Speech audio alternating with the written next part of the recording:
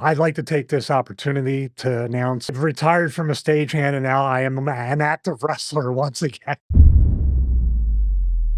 Looking at this is a really high cost. I mean, you're good for having the collision taping in the same building if you do that, but we're not taking, I wish we were taking it in for the show, a total of $3,869,000, transportation and amenities, airfare 150 grand, hotels 250 grand, catering 50 grand, rental cars 30 grand, MGM Grand rental 110,000 for 2 days. That was the best deal they got Mm. on that. The arena setup, LED lighting and rigging 105,000. Now this is very interesting that I want to bring up. I'm sorry to interrupt you here. So no, because this is part of the presentation. You're paying for that much for what we're seeing, you know? Yeah, well, that's the thing, right? So let's get onto the staging straight away.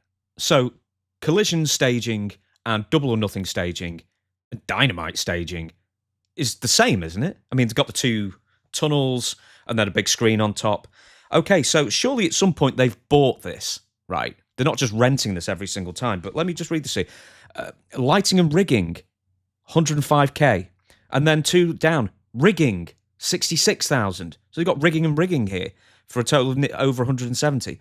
Operational tech support, $400,000. What are they I want spending to let this everybody money on? know out there, I have a tech channel too, Tony Khan. So if you want to give me that 400 grand, I can remote in on TeamViewer. I just see. I wish I knew what some of these sound package. I mean, is that for the royalties for certain songs? Is that for? It can't be for PA. I mean, the arena will have PA, but a sound package. I pay $69 a year to audio. Save Yeah. a little bit of money there too.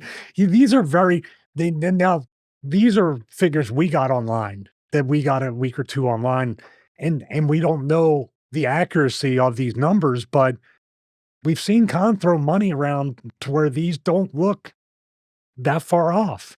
And if you're taking care of the talent, talking about rental cars, catering, hotels, airfare, spend money on the talent, make them happy, but get back to there's more. I mean, there's transportation of show goods, $50,000. What does that even mean? I mean, so it's all the trucks that are taking all the staging from here, there, and everywhere. I mean, where was lighting? That made me laugh. Oh yeah, 105K on lighting. It's like you could just get a firefly in a jam jar and have the same effect, and that'll be free, except for the price of the jam jar. Pyro services is one thing. Staging, 10,000. It's the exact same stage. What are they buying for this? It's their stage. Surely they've bought outright. I'm looking at this and I'm thinking, how much are they renting for every single show instead of just paying a bit more, investing in the stage and just buying everything outright? And then all you've got to pay for is the trucks and the riggers.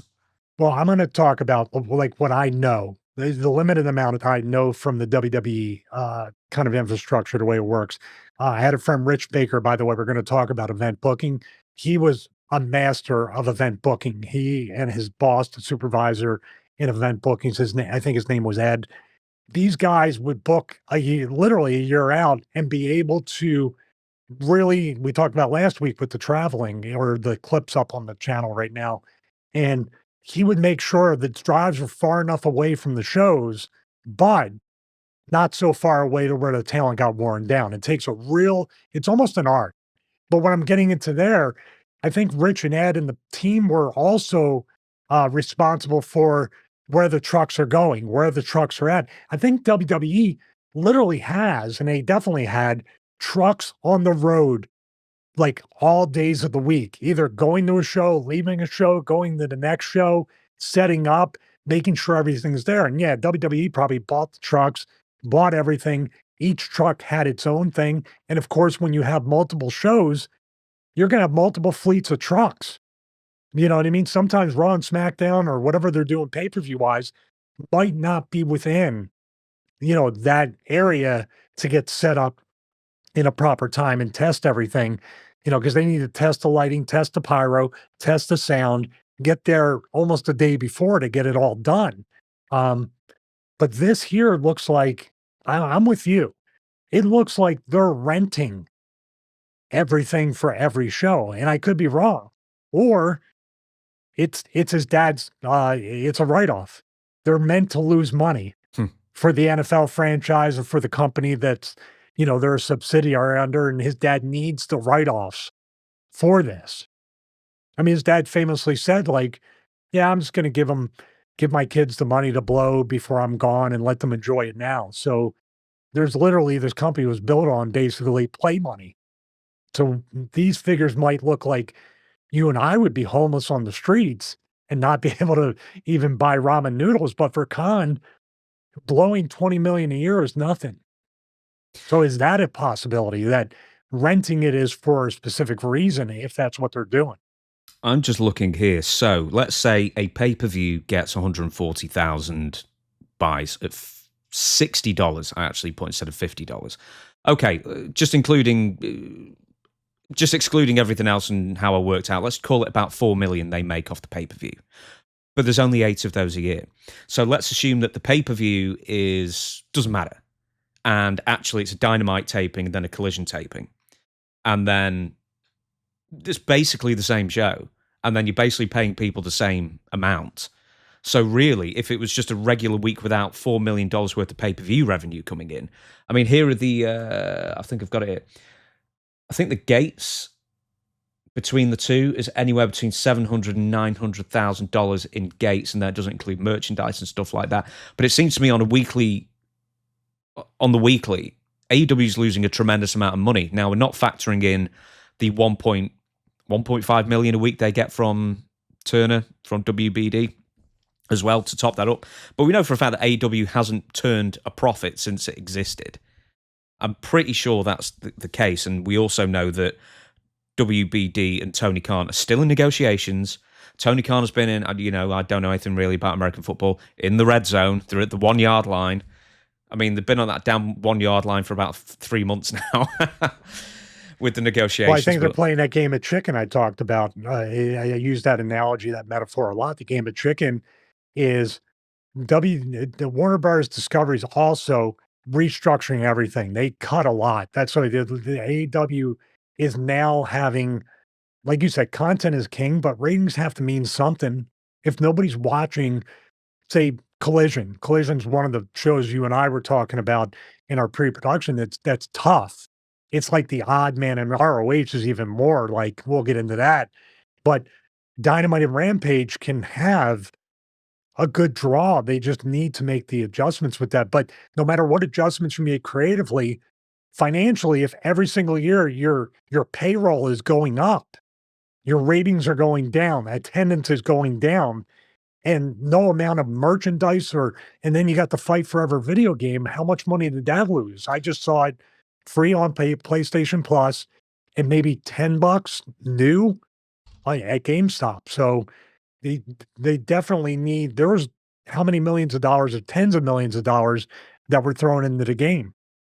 At some point, I thought this is a number I'm plucking out my mind for ages ago. What, 20 to 30 million probably they invested in it, and this website's not loading to tell me what it was. I knew it was at least 10 to 20 million. Yeah. That's what I had heard about that. And it was definitely late. The release date was way behind from what I remember, correct? Yeah, here's the other thing that I found funny about that is that didn't they take CM Punk? They had to do something with Punk too. Yeah, there was a thing with Punk, and then he was on the cover, and then he wasn't on the cover, and then it was too late for him to put him back on the cover somehow.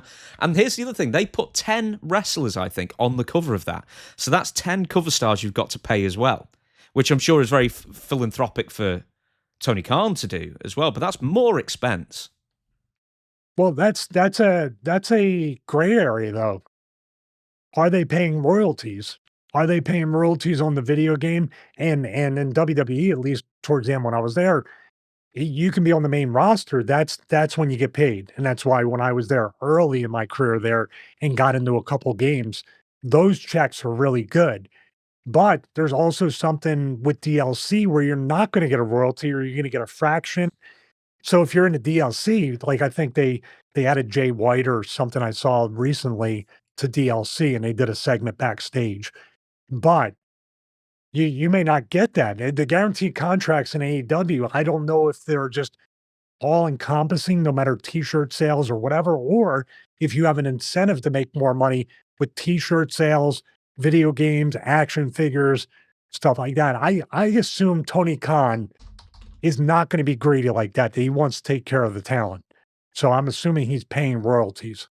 Now, let's also discuss the miscellaneous. There was a couple of them. Cleanup was $14,000. Ground transportation, $2,000. That, drops in the bucket compared to most things. I wish I had that. If I was getting taken in that much miscellaneous. Yeah. I hope our AdSense gets up for that. Hey, you know what? Tony Khan should invest in some skateboards or something like that, and then he could just wheel them out for every... Anyway. People, now, this is where it gets really interesting, the last one especially. Production consultants, $15,000. In-house security, $60,000, which I found a pretty incredible number. Because how much are you paying one security man for a day? What, $500? You don't need 120 people there doing security. I don't even think Trump pays that much for his personal security or any of these people that are corporate giants. That's included in the package. Yeah. I want to back up to the first one. I think that's the Easter egg if it's true. What is a production consultant? Is there one that maybe observes wrestling that's on the payroll? Is there a certain wrestler observer that gets paid this consultant fee? Because there was a previous pay sheet a few years ago where he was on there. Or other people that are people that like talk positively about AEW. Basically, it was under PR, not under consultant. Do you remember that way back? No, I don't. There was an April pay sheet that came from like Daily Palace, whatever it's called in Jacksonville. Yeah, Dailies. Yeah. Dailies. I'm sorry. So they had a pay sheet like this, like it was itemized and everything. Whether it was real or not, I don't know, but it was PR and media, and it was a good amount that was, basically itemized with names on it. Could it be fake? I don't know. But production consultants makes me think that it's people like Meltzer and everybody else that are contributing to the booking of AEW, and they have Khan's ear. I was just also looking at the next one here. Local management services, $100,000. We'd like to announce that James and I are starting the Stevie Richards local management services right now. We will undercut this by $5,000 and save you some money, Tony. For goodness sake. Great deal. I'm even. What does even stagehands make more? The stagehands are driving friggin' like BMW Series 7s. $135,000. Read that number. I can't get right. So we've got local management services at $100,000. Stagehands, $135,000 for 2 shows. What do they do? So are they riggers? Are they cable pullers? I'm going to answer this with one word. That could explain it. Could explain this kind of like they literally are turning him upside down and shaking his pockets. Union. That's you think these numbers are crazy, but I don't know if these payments, if accurate, we got to keep saying that. We don't know. We're going off of the information online, but it's great for clickbait. We can do stagehands 135,000 over my million. Or me, but can you do an AI thing with me dressed as a stagehand? Yes, of course I can. 135,000. Man, here's the big one though. Talent, $2 million.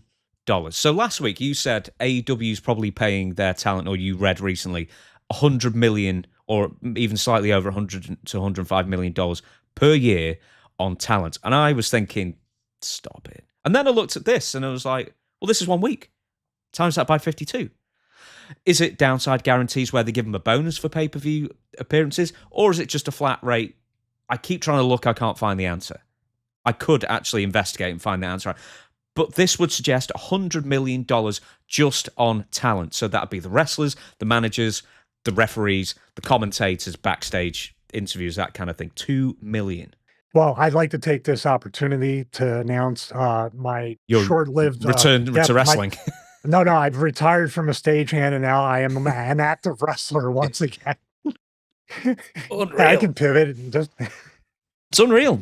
I'm just laughing because it's like this could be real. This could be real, and it's just if you got the money and you're paying. Like I said, I want the talent pay and the amenities for the talent. Pay them. They're putting their bodies on the line. They're leaving their families, their loved ones.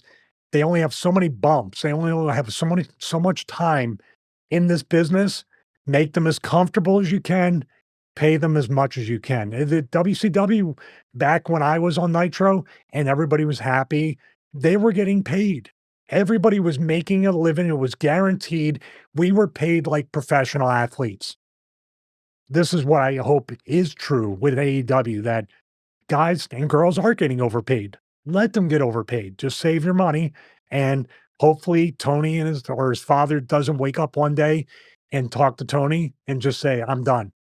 And people got on me for saying that multiple times, that Shad Khan could wake up one day and just decide to close it down. Pay everybody out, close it down. I'm tired of dealing with it. I need you for the Jaguars. I need you for the soccer team. That makes us money. This loses us money. You're done. And then people go, you can't just close a company down. What about this, that, and the other? Yes, he can. Yes, he could if he really wanted to. So thank you, Shad Khan, for continuing to fund this, because there's lots of people that are feeding their families, supporting their families in a really tough economy. So you paying them that much, go get your money. So this is from the Wrestling Observer. So apparently the source of these numbers is from Mike Mansury. He filed forms for tax credits in Nevada listing the, as it's written here, expresses, but he means expenses, Dave Meltzer, for the TV taping and Double or Nothing pay-per-view show. So I know the name Mike Mansury. Who is he in AEW? I do not know. I do not know. I do know that the Express what we would be on, the Express train or the Express flight, once we got our pay, before Tony Khan changes his mind. Oh, I may have overpaid you.